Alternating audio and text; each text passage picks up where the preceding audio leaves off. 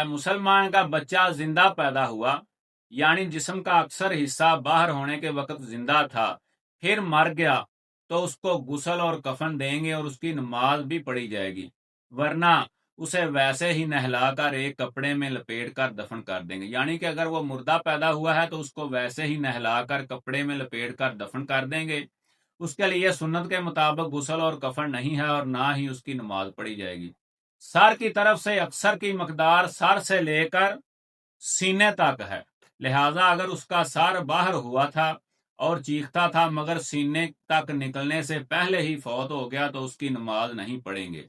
तो दोस्तों, पाँव की जानब से समझ लें कि पाँव की जानब से अक्सर की मकदार कमर तक है। अगर बच्चा पाँव से लेकर कमर तक बाहर निकला फिर फौत हुआ तो उसकी नमाज भी पढ़ेंगे, गुस्ल और कफन भी देंगे उसको। बच्चा जिंदा पैदा हुआ या मुर्दा, कच्चा गिर गया, उसका नाम रखा जाएगा और वो क़यामत के दिन उठाया जाएगा। यानी कि बच्चा जिंदा पैदा हुआ या मुर्दा पैदा हुआ या कच्चा गिर गया तो उसका नाम रखना लाजमी है, उसको क़यामत के दिन उठाया जाएगा। ये दोस्तों किताब दुर्रे मुख्तार में जिल्द नंबर 3 सफ़ा नंबर 152 पे ये रिवायत मौजूद है। अल्लाह ताला अमल करने की तौफीक